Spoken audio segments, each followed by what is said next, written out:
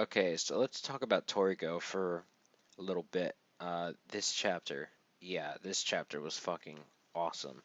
So I'm gonna talk about Jiro first. I know chronologically it jumps around a little bit, but there's no reason to go back and forth.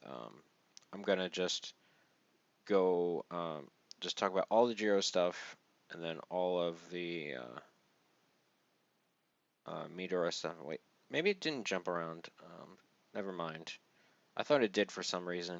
I don't know. I'm just looking at it now. For whatever reason, I thought it had jumped around. I don't know. But regardless, I'm going to talk about Jiro first, and then we'll talk about Midora because there's more stuff with Midora, and that's like the main part of the chapter, of course, which is obviously, I believe it's called Midora versus Joe is or Joa or whatever, uh, is the chapter title. So Jiro, guy uses something that looks like he's using the power of his grand knocking. Not necessarily using grand knocking, because he says Big Bang, um, but um, I'm assuming like he's using that same type of power that he used for the grand knocking because Setsuno's like, don't hit Zawarudo with it, Jiro-chan, and don't hit the world with it because you're gonna fuck it up. Um, so that being said, uh, this thing is just this little thing is very freaking powerful. If he sensed the threat of this thing and said not since one of the eight kings, uh, what are we saying that one of these things has maybe not power comparable to the eight kings, but it's only second to the eight kings in terms of monsters? Um, my dog won't shut the fuck up. But yeah, like the fact that he measured this thing and said not since one of the eight kings. It, again, doesn't mean that it's as strong as the an eight king, but what it does mean is that he hasn't sensed something like this since an eight king, meaning it's about second to an eight king. And that thing is growing big time. It must be eating shit like and growing or something like that.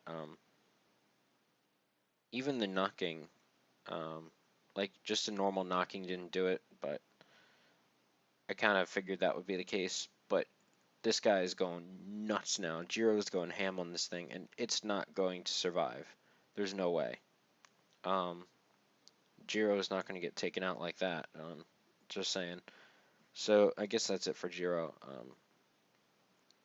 Let's get to the main event with Mr. Midora. Oh my gosh, this guy is epic.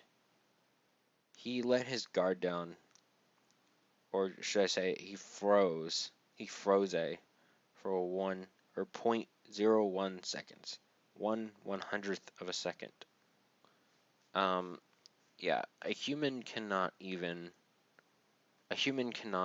perceive 100th of a second. It's not possible. A tenth of a second, yes. 100th of a second, no. Because if you think about how fast a second is, dividing that by 100 is it's not physically perceivable by a human. Um, so in that case, again, that was the amount of time he froze after seeing Joe's appearance. Oh, and the reason why, like, it's weird because some people spell it. I've seen some translations spell it Joei, which would be Joe, and others do Joa, which would be Joa. So which one it is, I have no fucking clue. Um, I'm just gonna stick with Joa for now, I guess, until I get a proper understanding of what it should be. But basically, it said like that moment could by no means be called an opening, but Joa was able to attack in that time. However, it did nothing to Midora. Absolutely fucking nothing. Um, yeah, it was pretty funny. Because he's Joa's like, "Do you perhaps recognize my face?" Uh, that mistake at the moment we face each other was a fatal one, I'd say. Those are her words from I think it's the Panda translation. And Meteor's like, "Nope, I had the wrong person." Like, just laughed off the attack. Just fucking laughed it off. And in that time, that .01 seconds, he used his hungry space to take out those orbs. He launched a counterattack. Like, what? He destroyed 8 of them at once in that .01. And the gourmet demon is going nuts. Like, it's getting out of hand because, like, this guy is too much. He's too much. And even says, like, it would be troublesome if this man went wild here and now. Like, yeah, no shit. I mean, he does start going wild at the end of the chapter, so yeah. Um, the whole finally we have a an answer of what Joa really is, and yes, it is actually Froze's body. It is not Froze's daughter, or it's actually her body. However, the person who was revived was not her. So meaning Center, um, you know, it can while Center can revive somebody, it's not guaranteed that their soul is going to be revived with it. In other words, somebody else's soul could be, um, somebody else's soul could go in there because Froze herself refused to be revived. Um, she knew what Acacia was, and this chapter also gives us like complete confirmation that Acacia is bad. He is a bad guy. No fucking doubts. He's like, Froze knew. She was the pure one. She knew what Acacia was and what was inside of him. Hopefully not her. I'm just kidding. But yeah, um, she didn't approve of Acacia's goals, and basically, Acacia somehow was able to put another soul in that body when she was revived by Center. Um, I don't know. He thought like Midora thought that maybe it was the cure water, but it wasn't really that. But like the cure water was apparently it was apparently that was in area 1. So that whole thing with Froze and that scene was likely in area 1 because when he went to get the cure water, apparently that was from Center. That happened as a result of Center. Um,